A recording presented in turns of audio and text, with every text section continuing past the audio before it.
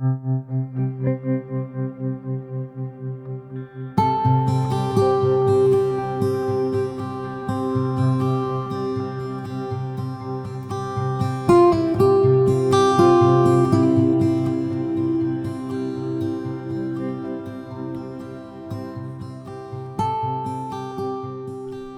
Oxfordshire, home to Prime Ministers and second home to flocks of the British establishment. They live in the north of the constituency, deep in the leafy Cotswold countryside. They're served by a railway, single track to be sure, but allowing access to Oxford and London. In the south, with no railway, is Witney, the constituency's urban hub. Not Cotswolds, not Oxford. Once renowned for its woolen mills and blankets, Witney now struggles to find a meaningful role, something more than the core of a vast housing estate stretching 15 miles along the A40 corridor from Carterton in the west to Eynsham in the east. But the A40 is not a corridor at all, and hasn't been since the 1970s, when Oxford County Council first declared it unfit for the region's transport needs. Half a century later, the A40 is still a single carriageway and the transport problem is chronic.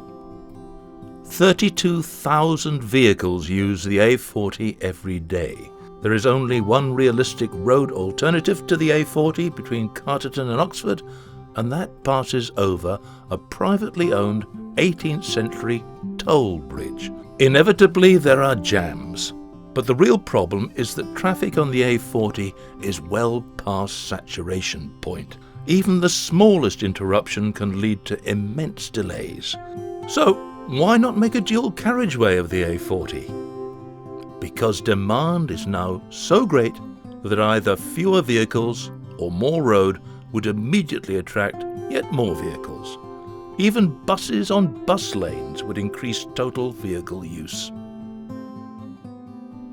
Consider the 10,000 houses already planned for Witney and Eynsham alone.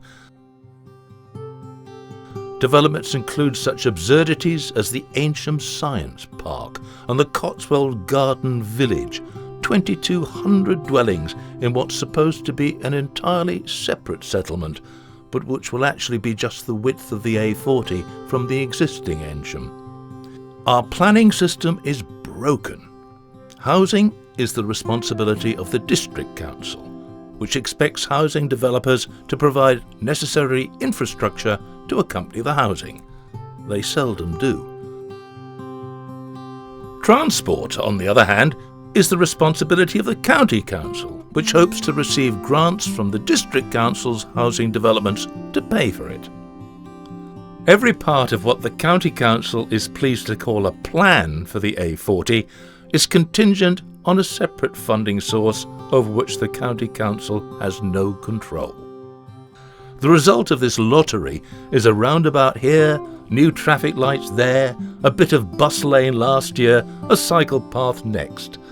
This uncoordinated, piecemeal approach to transport provision is expensive, inefficient, and often counterproductive.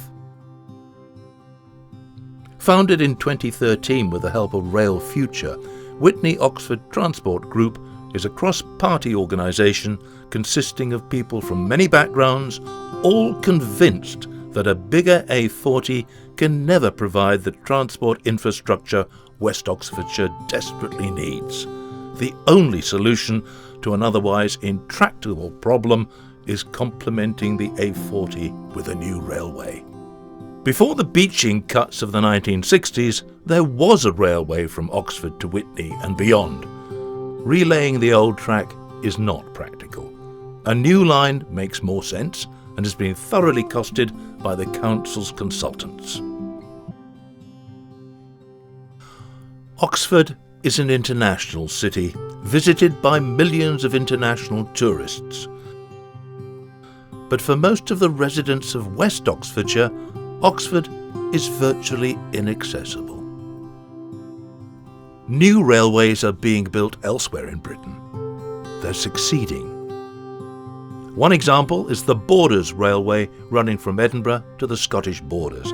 the first new rail infrastructure to be built in Scotland for a century. Without a railway, West Oxfordshire faces a dismal economic and social future.